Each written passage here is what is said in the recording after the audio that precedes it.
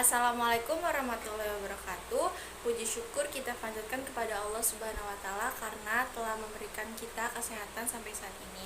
Sebelum saya memperkenalkan diri terlebih dahulu, izinkan saya untuk mengucapkan rasa terima kasih saya kepada Ibu Ira selaku dosen pengampu mata kuliah Business Communication and Negotiation. Perkenalkan, nama saya Rantiaulina Yuristianti dengan NPM 0211222285, kelas 3H Program Studi Manajemen. Sebelum saya mempresentasikan materi mengenai e-commerce, saya mempunyai sedikit pantun. Masak kuah ditambah kecap. Kecap mahal dari kota Papua.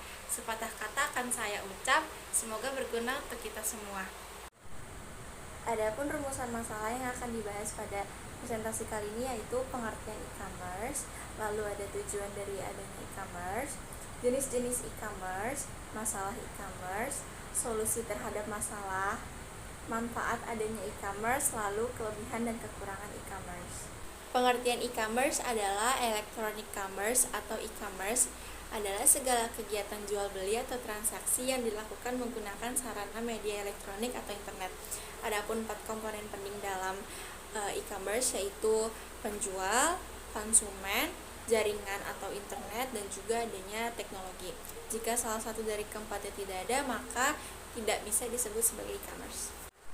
Selanjutnya ada tujuan dari e-commerce, yaitu memungkinkan sebuah perusahaan atau pemilik usaha untuk dapat menjual produk yang mereka buat kepada konsumen yang lebih banyak.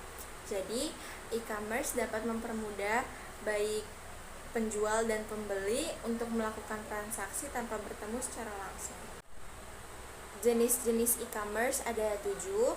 Yang pertama ada business to business, lalu ada business to customer, yang ketiga ada customer to business, lalu ada customer to customer, ada business to government, dari bisnis ke pemerintahan, lalu ada government ke bisnis, sebaliknya dari pemerintahan ke bisnis, lalu ada government to citizen, dari pemerintahan ke warga negara. Adapun masalah yang dihadapi oleh e-commerce antara lain yang pertama mengenai infrastruktur dan prosedur, yang kedua mengenai pembayaran secara non tunai, lalu yang ketiga kepercayaan konsumen terhadap e-commerce, lalu yang keempat dukungan dan perlindungan bagi para pemain baru. Solusi dari permasalahan yang dihadapi oleh e-commerce yaitu untuk permasalahan pertama, solusinya dengan meningkatkan infrastruktur internet dan transportasi. Maka dengan meningkatnya infrastruktur internet dan transportasi, maka dengan mudah penjual dan pembeli untuk melakukan transaksi di dalam e-commerce itu sendiri. Untuk permasalahan yang kedua yaitu mempermudah aturan untuk layanan e-payment yang hingga saat ini masih berada di bawah peraturan yang sama dengan bank.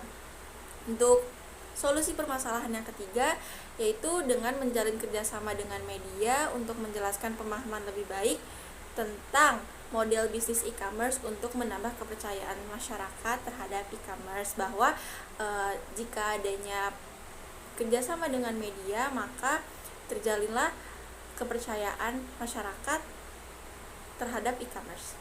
Lalu solusi permasalahan yang keempat dengan memberi kemudahan peraturan bagi bisnis kecil dan menengah untuk mendapatkan akses ke investor dan memberi potongan pajak pada perusahaan baru. Selanjutnya adalah manfaat e-commerce. Manfaat e-commerce yang pertama yaitu kenyamanan belanja. Kenyamanan belanja yang dirasakan adalah bisa melakukan transaksi selama 24 jam baik penjual dan pembeli. Lalu proses jual beli juga bisa terjalin jauh lebih sederhana. Lalu pengiriman barang dari penjual ke pembeli bisa menghemat waktu dan juga lebih mudah. Lalu manfaat e-commerce yang kedua, pengalaman pelanggan yang dipersonalisasi. Maksudnya adalah e-commerce mampu menghadirkan rekomendasi produk dan penawaran yang berbeda-beda tiap orang. Manfaat e-commerce yang ketiga yaitu global marketplace. Pelanggan dari luar negeri dapat membeli produk di Indonesia dengan mudah. Dan manfaat e-commerce yang terakhir yaitu customer base yang luas. Penjual dapat menarik jangkauan customer jauh lebih luas jika menggunakan e-commerce. Dari banyaknya manfaat yang diberikan oleh e-commerce, di sisi lain e-commerce juga memiliki kelebihan dan kekurangan. Adapun kelebihan yang dimiliki oleh e-commerce, yang pertama yaitu meningkatkan transaksi antar wilayah, yang kedua meningkatkan market expose, yang ketiga tidak membutuhkan toko fisik, yang keempat pengelolaan usaha lebih mudah. Adapun kekurangan dari e-commerce yaitu satu, masalah keamanan. Yang kedua, tidak kesesuaian produk antara deskripsi produk dengan produk yang sudah dikirimkan dari penjual ke pembeli. Terus yang ketiga, kerugian tidak terduga. Sekian pemaparan materi mengenai e-commerce. Semoga kita sebagai pengguna e-commerce selalu bijak dalam berbelanja dan juga dijauhkan dari sikap konsumtif. Kurang lebihnya mohon maaf. Wassalamualaikum warahmatullahi wabarakatuh.